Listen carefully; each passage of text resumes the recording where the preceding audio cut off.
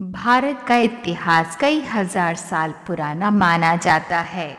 मेहरगढ़ पुरातात्विक दृष्टि से महत्वपूर्ण एक स्थान है जहां नवपाषाण युग 7000 ईसा पूर्व से 2500 ईसा पूर्व के बहुत से अवशेष मिले हैं।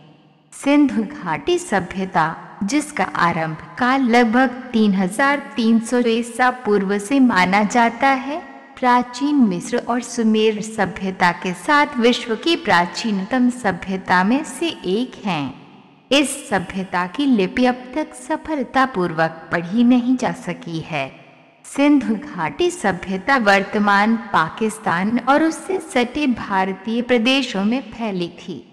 पुरातत्व प्रमाणों के आधार पर 1900 ईसा पूर्व के आसपास इस सभ्यता का अकस्मात पतन हो गया। 19वीं शताब्दी के पाश्चात्य विद्वानों के प्रचलित दृष्टिकोणों के अनुसार आर्यों का एक वर्ग भारतीय उपमहाद्वीप की सीमाओं पर 2000 ईसा पूर्व के आसपास पहुंचा और पहले पंजाब में बस गया और यही ऋग्वेद की ऋचाओं की रचना की गई।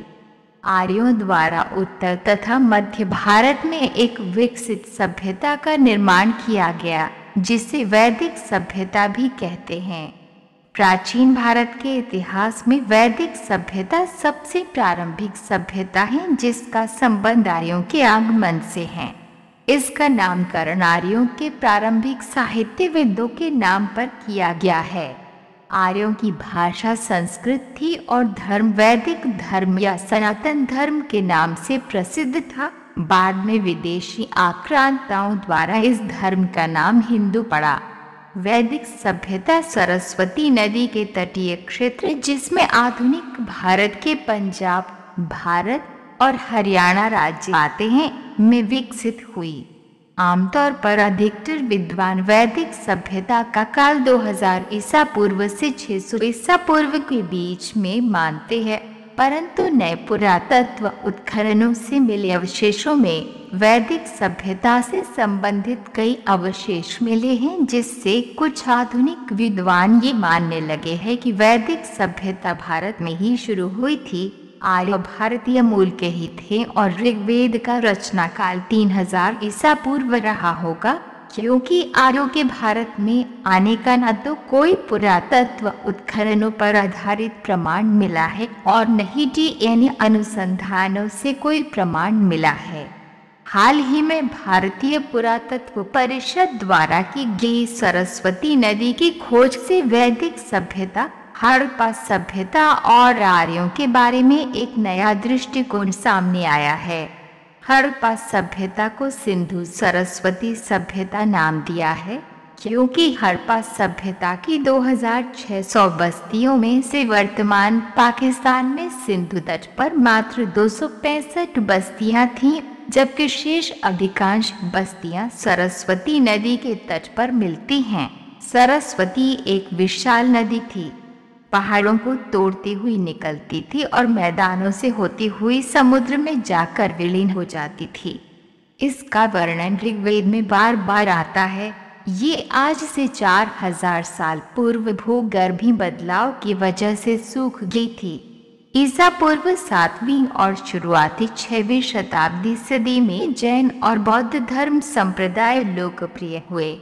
अशोक ईसा पूर्व 265 से 241 इस काल का एक महत्वपूर्ण राजा था, जिसका साम्राज्य अफगानिस्तान से मणिपुर तक और तक्षशिला से कर्नाटक तक फैल गया था, पर वो संपूर्ण दक्षिण तक नहीं जा सका।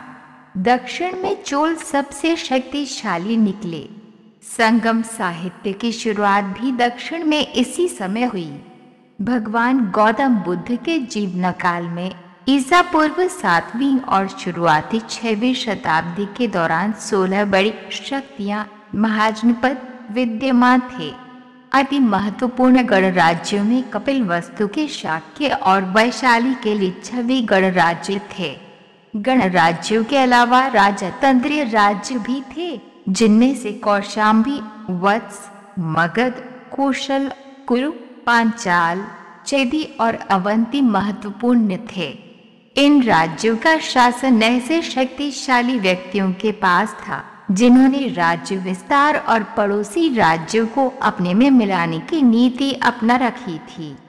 तथापि गणराज्यात्मक राज्यों के तब भी स्पष्ट संकेत थे जब राजाओं के अधीन राज्यों का विस्तार हो रहा था। इसके बाद भारत छोटे छोटे साम्राज्यों में बंट गया। 8वीं सदी में सिंध पर अरबी अधिकार हो गए। ये इस्लाम का प्रवेश माना जाता है। 12वीं सदी के अंत तक दिल्ली की गद्दी पर तुर्क दासों का शासन आ गया, जिन्होंने अगले कई सालों तक राज किया। दक्षिण में हिंदू विजयनगर और गोलकुंडा के राज्य थे। 1556 में विजयनगर का पतन हो गया। सन 1526 में मध्य एशिया से निर्वासित राजकुमार बाबर ने काबुल में पनाह ली और भारत पर आक्रमण किया। उसने मुगल वंश की स्थापना की, जो अगले 300 सालों तक चला। इसी समय दक्षिण पूर्वी तट से पुर्तगाल का समुद्री व्यापार शुरू हो गया था। बाबर का पोता अकबर धार्मिक सहिष्णुता के लिए विख्यात हुआ। उसने हिंदुओं पर से जजिया कर हटा लिया। 1659 में औरंगजेब ने इसे फिर से लागू कर दिया। औरंगजेब ने कश्मीर में तथा अन्य स्थानों पर हिंदुओं को बलात्कार मुसलमान बनवाया। उसी समय केंद्रीय और दक्षिण भारत में शिवाजी के नेतृत्व में मराठी शक्तिशाली हो रहे थे। औरंगजेब ने दक्षिण की ओर ध्यान लगाया तो उत्तर में सिखों का उदय हो गया। औरंगजेब के मरते ही 1707 मुगल साम्राज्य बिखर गया। अंग्रेजों ने डचों, पुर्तगालियों तथा फ्रांसीसियों को भगाकर भारत पर व्यापार का अधिकार सुनिश्चित किया और 1857 के एक विद्रोह को कुचलने के बाद सत्ता पर काबिज हो गए। भारत को आज़ादी 1947 में मिली, जिसमें महात्मा गांधी के अहिंसा आधारित आंदोलन का योगदान महत्वपूर्ण था। 1947 के बाद से भारत में गणतांत्रिक शासन लागू है। आज़ादी के समय ही भारत का विभाजन हुआ, जिससे पाकिस्तान का जन्म हुआ और दोनों देशों में कश्मीर सहित अन्य मुद्दों पर तनाव बना हुआ है।